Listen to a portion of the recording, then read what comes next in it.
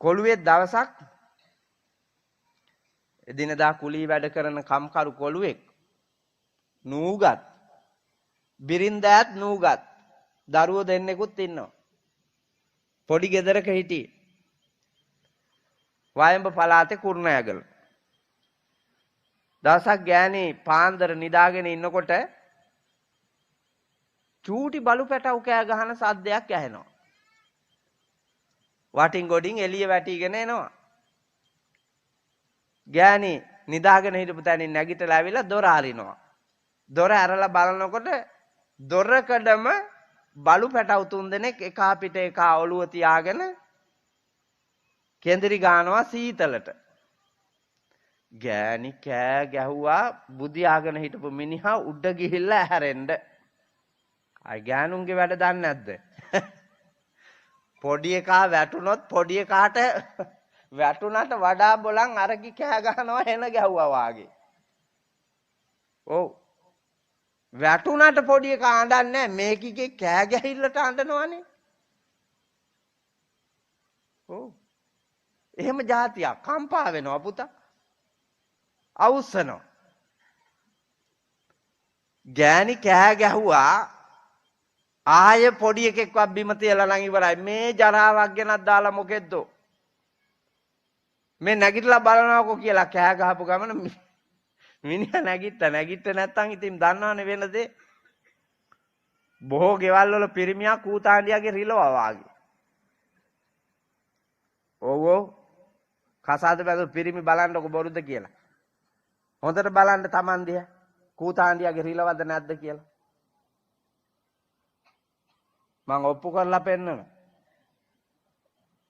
කූතාණ්ඩියාගේ රිලව නටන්නේ කූතාණ්ඩියට ඕන තැන විතරයි. ඌට හිතිච්ච තැන නටනවද? රිලව හැම නටන්නේ. රිලවට කූතාණ්ඩියා ගිහිල්ලා ඉවරලා කොහේ හරි මිනිස්සු ටිකක් කැමති කරවාගෙන ඒ මිනිස්සුන්ගේ කැමැත්ත මත නටවන්න කියලා කිව්වොත් රිලවට කියනවා කපු මහත්තයා මේ මහත්තුරුන්ට පේන්න ගහපංකෝ පිළුමක් කියනකොටම මේක ගහනවානේ පුතා. කියනකොටම ගහනවා පිළුමක්.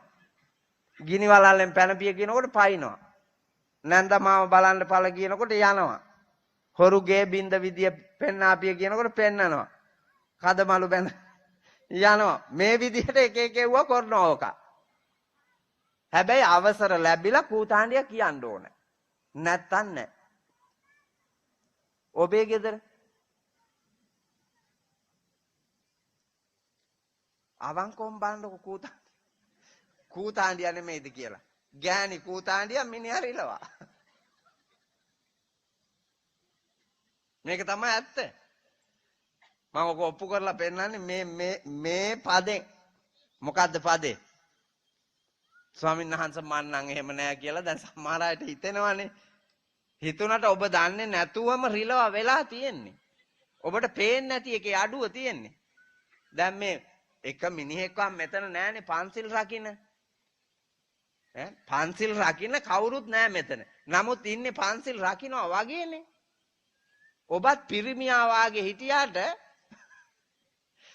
ගෘහාධිපතියා වාගේ හිටියාට ඒක නෑ ඔබට. ඔබට පේන්නේ නැති එකේ කරුමේ තියෙන්නේ. බෞද්ධ දර්ශනයට අනුව හෙළ සංස්කෘතියට අනුව බෞද්ධ ශිෂ්ටාචාරයට අනුව මානව විද්‍යාවට ගතියට අනුව අම්මද උතුම් බිරිඳද?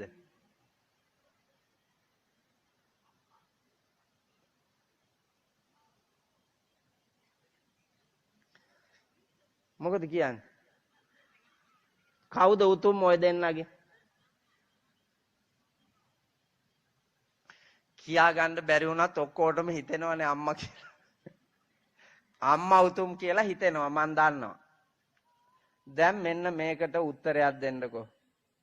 උදේ ඉඳලා රෑ වෙනකන් රෑ තිස්සෙත් එළි වෙනකන් අනන්ත දුක් විඳලා ගොවිතැන්පත් කරලා ව්‍යාපාර කරලා හස්ත කර්මාන්තවල යෙදිලා යම් යම් වෘත්තීන්හි යෙදිලා රැකී රක්ෂාවල යෙදිලා ව්‍යාපාර කරණයන්හි යෙදිලා සියලුම පිරිමි හම්බ කරන වස්තුවෙන් වැඩි කොටසක් වියදම් කරන්නේ අම්මා සන්තෝෂ කරන්නද බිරිඳ සන්තෝෂ කරන්නද? ඒතර අම්මා උතුම් කිව්වේ. උතුම් එක කහන් ගොඩේ. අර කොහෙන්දෝ හම්බෙච්ච එක. බොල මව් කුසේ තියාගෙන දසමාසයක් අනන්ත දුක් විඳලා බිහි කළ දවසේ ඉඳලා නොපෙනෙන දෙවියන් වැන්දේ ඇයි ඔබ නිවසේ දෙවියන් අම්මා දේවතාවෙක් වාගේ ආරක්ෂා කරගෙන පෝෂණය කරලා දුකට සැපට දෙකට නිදි වරාගෙන ලෝකේ යම් දැනුමක් වේද ඒ දැනුම දීලා වත්කමක් වේද ඒ වත්කම දීලා ලොකු මහත් කරලා අද ඔය ඉන්න තැනට ඔය විදිහට එන්න මග තනාපු ඒ උත්තමාවිය උතුම් නම් හම්බ කරන එකෙන් මේ කිවද සන්තෝෂ කරන්න ඕන?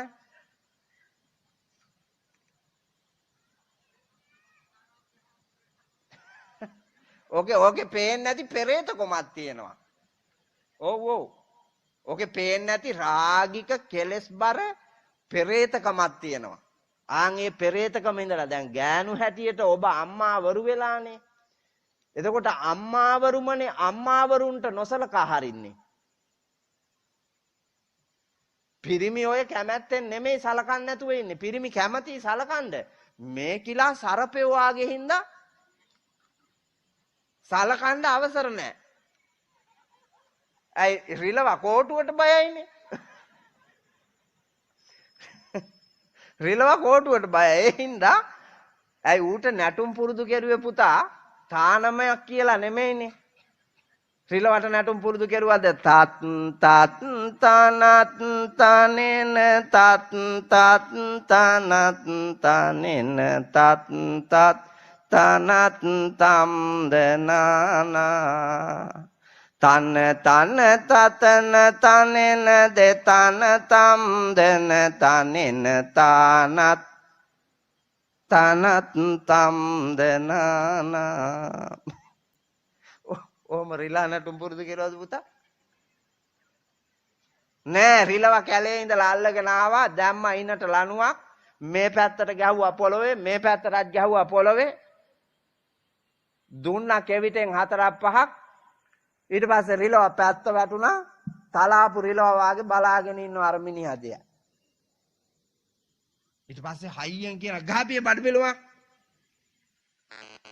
සැර කරලා ගහපිය බඩ පිළුමක් කියලා ඇහෙන්ද සලස්සලා අණ්ඩෙන් උස්සලා ගහනවා කස් ගාලා මිනිහම උස්සලා දානවා.